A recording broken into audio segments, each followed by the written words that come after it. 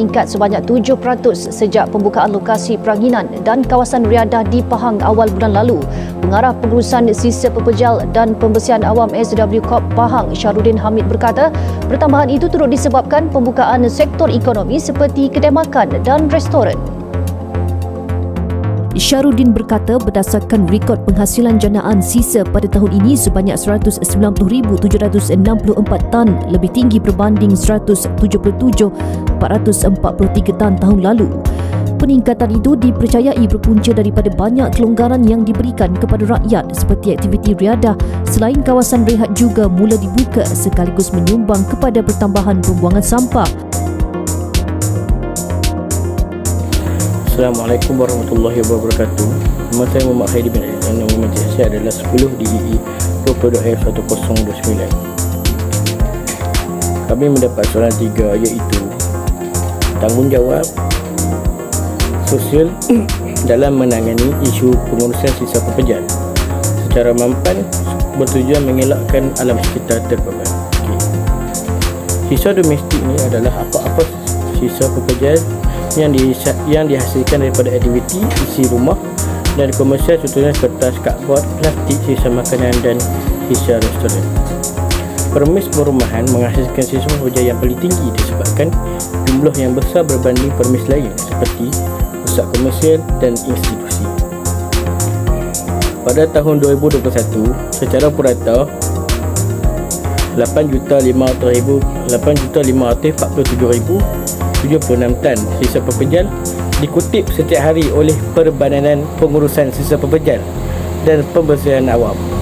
Ia membabitkan sisa domestik sebanyak 7,198,030 tan.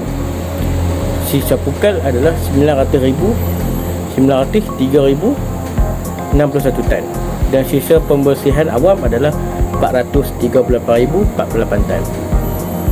Kegagalan menguruskan sisa pepejal sejauh ini sudah pasti mengundang malapetaka dan menyebabkan kesan buruk terhadap keselamatan, kesihatan awam serta alam sekitar. Hakikatnya, sampah terbiar lama akan berakhir dengan pemandangan yang menyedihkan mata. Di samping itu, mengeluarkan bau yang tidak menyenangkan sehingga menyebabkan masyarakat sekitar terganggu. Ia turut membawa pelbagai impak lain termasuk pada alam sekitar dan kemunculan penyakit tertentu seperti leptospirosis dan denggi. Sampah yang dibuang dengan sengaja dan tidak diuruskan dengan baik seperti plastik dan bekas makanan pula akan mencetekkan sistem saliran seperti longkang, parit dan sungai, seterusnya menjadi punca berlakunya banjir kilat khususnya di kawasan bandar. Terima kasih. Assalamualaikum dan salam sejahtera tuan-tuan. Terima kasih kerana sudi meluangkan masa untuk berkongsi dengan kami tentang masalah yang kita hadapi di negara ini. Sama-sama kepada Encik Abdul. Boleh kita terus kepada soalan? Boleh. Pada pendapat awak lah, adakah tanggungjawab sosial bagi pengurusan sisa pepejal ini masih dititik beratkan sehingga hari ini?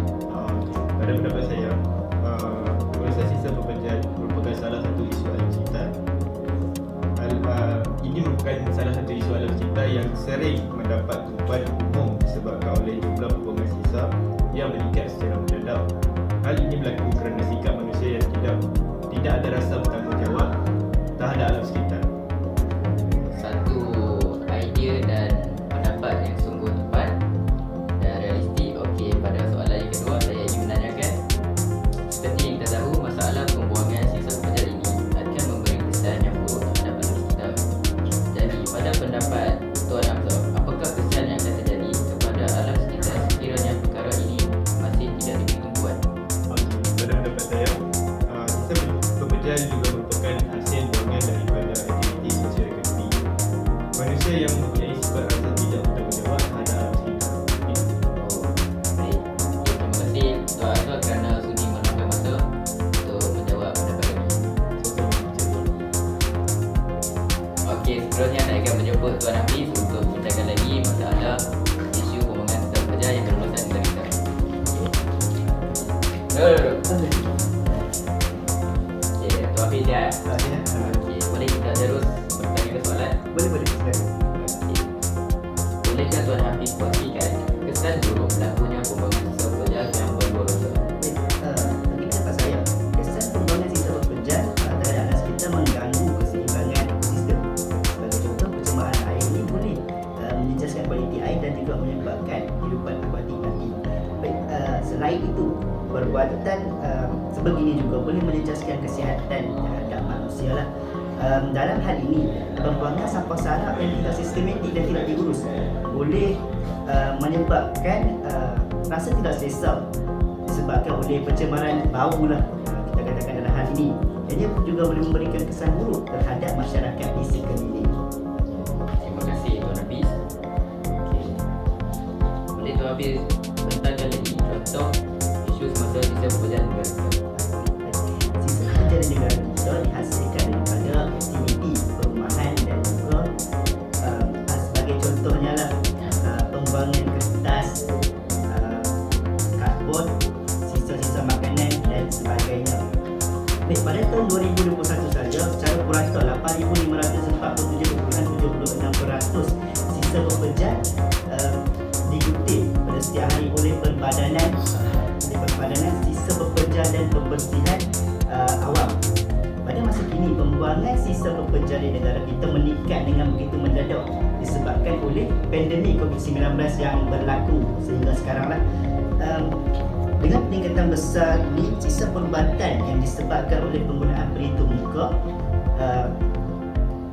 sarung tangan, kelengkapan pelindung diri iaitu PPE dan juga ujian cahitan ini menyebabkan kegagalan dalam pengurusan sisa pekerjaan jenis ini, dan ini sudah pasti mengundang malapetaka dan menyebabkan kesan buruk terhadap keselamatan dan kesihatan awam serta alam sekitar. Terima kasih Tuan Hafiz atas penjelasan yang sangat teliti dan cepat. Okey, terima kasih Tuan Hafiz kerana sudi bersama. Baik sekali, saya akan menjemput tetamu yang terakhir iaitu Tuan Aiman untuk mengakhiri sesi jumpa kita pada kali ini. Okey, Aiman.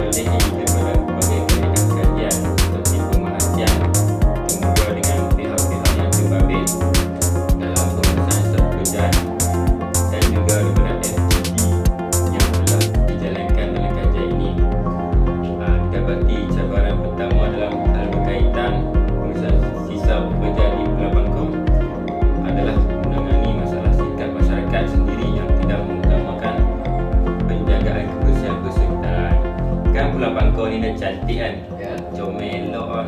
Tapi sudah tercemar oleh sebabkan perangai individu yang tidak bertanggungjawab. Betul, pelancong pun ikut panggil budaya rakyat Malaysia juga lah. Ya, saya sambung. Baik. Hasil pemerhatian mendapati sisa pepejal berselerakkan di tepi-tepi pantai, tepi jalan, tepi longkang, jalan longkang. Jadi lokasi tempat pelancong, jadi tak elok lah untuk pelancong tengok sendiri. Oleh sebab itu, perbuatan sebegini boleh menyebabkan para pelancong tidak lagi tertarik dengan kawasan tersebut untuk dijadikan lokasi pelancongan sendiri. Okey, baik. Sangat orang kata apa? Bumi dan satu pendapat yang sangat penting lah oleh Tuan sendiri ya. Okey, itu sahaja pada sesi perbualan kita pada kali ini. Dan terima kasih Tuan Iman kerana sudi mengambil masa Tuan Ustaz atau ayah ya Pak ya. Okey, itu sahaja daripada kami. Sekian, terima kasih.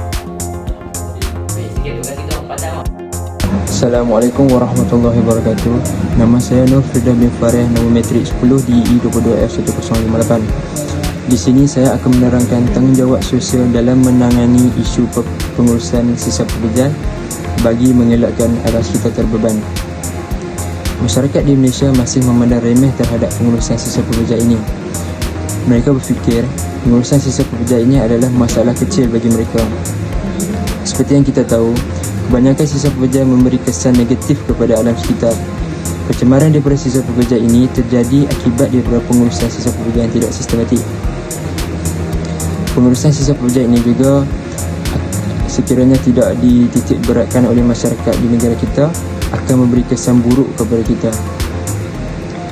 Antara contoh kesan yang akan terjadi kepada kita sekiranya kita tidak mengambil berat terhadap pengurusan sisa pepejal ini, akan berlakunya pencemaran air. Saya bin Muhammad Zaidi.